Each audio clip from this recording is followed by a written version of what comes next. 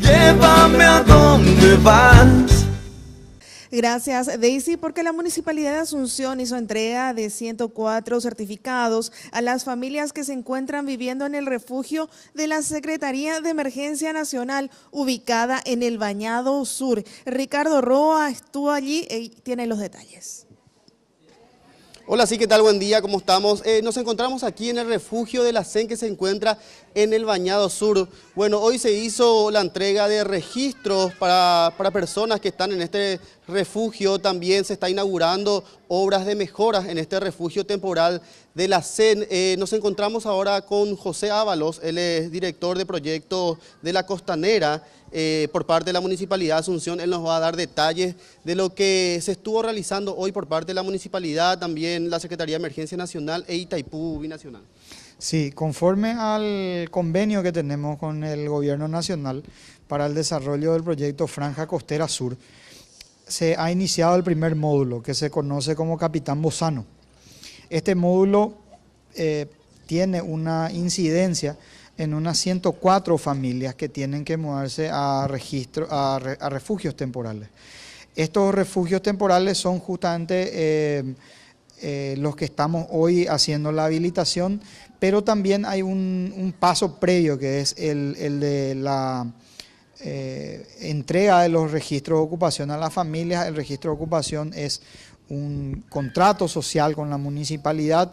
Está establecido en una ordenanza específica, que es la ordenanza de ejecución del proyecto de Franja Costera, y es la forma en la cual se establece una relación formal con la familia, ¿verdad? Se hace un censo, ese censo se complementa con datos de las mejoras que ellos tenían en los terrenos donde estaban anteriormente, y el desarrollo de esta obra de Bozano, para que pueda continuar. Estas familias son las que deberían moverse a un refugio temporal. Entonces eso es lo que estamos pudiendo observar aquí, ¿verdad? Se ha optado por el refugio de la Secretaría de Emergencia Nacional por ser el refugio más cercano al lugar donde ellos están viviendo hoy. Es un refugio al cual ellos suelen acudir temporalmente y de manera bastante periódica por efecto de la crecida del río. Pero se ha trabajado con ellos en generar unas condiciones totalmente diferentes, ¿verdad? Podrán observar, por un lado están los refugios como anteriormente ellos estaban asentados, y por el otro lado las instalaciones nuevas que se están haciendo se están ejecutando por parte de Itaipú, pero son parte del trabajo interinstitucional y con las comunidades que se viene haciendo de manera periódica, ¿verdad? Perfecto. Podemos mostrar un poco para ingresar en una de las viviendas de este refugio temporal de la CEN, para mostrar a ver qué cambió, qué es lo que se estuvo trabajando, estuvo realizando. También vale destacar de que los obreros de estas obras son gente que está acá sentada en este refugio. Ingeniero, ¿cuáles son las características de este refugio temporal? Y bueno, básicamente aquí va a haber 104 familias que son las primeras que se van a tener que mudar aquí temporalmente. Los refugios son hechos de materiales, como verás, cocido, de material definitivo, digamos, no de material temporal. Esta familia tiene todo el sistema de electricidad, todo el sistema de iluminación.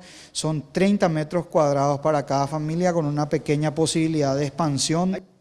Para fijarnos un poco, Jazmín, como lo estaba mencionando, son 30 viviendas que se realizó, que se terminó, digamos, como parte de este primer módulo. En total serían 104, son personas que se mudaron aquí a través de la crecida que se estuvo registrando durante este año y también otros años. Ellos se mudaban acá de forma temporal, luego volvían otra vez a sus viviendas. La idea es que ellos puedan asentarse aquí en este lugar ya de forma, digamos, definitiva, hasta que termine las viviendas que se están realizando como parte de un proyecto encarado por la municipalidad, también la Senavitap, la Itaipú, que serían más de 2.400 viviendas, si tengo entendido, director. En total serían unas 2.600 viviendas y para eso también está participando el Ministerio de Obras Públicas, está participando la Secretaría de la Vivienda y el Hábitat, está participando también la Secretaría de Emergencia Nacional y es el trabajo conjunto que se hace. Este módulo de Bozano es un primer módulo donde estarían unas 700 viviendas, pero el número final es 2.600. Muchísimas gracias, director. Y esto es lo que podemos informar desde aquí, en este refugio de la CEN del Bañado Sur. Jazmín, volvemos con ustedes. Llévame a donde vas.